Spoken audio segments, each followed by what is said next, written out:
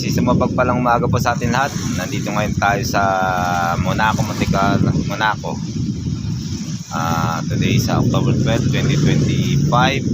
Yan, maliligo tayo dito.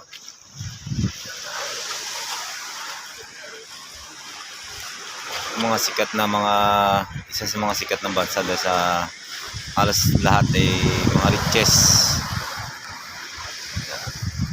Dami dito yung mga may mga may-ari ng mga mamahaling sasakyan sa mga beaches, sa kayong mga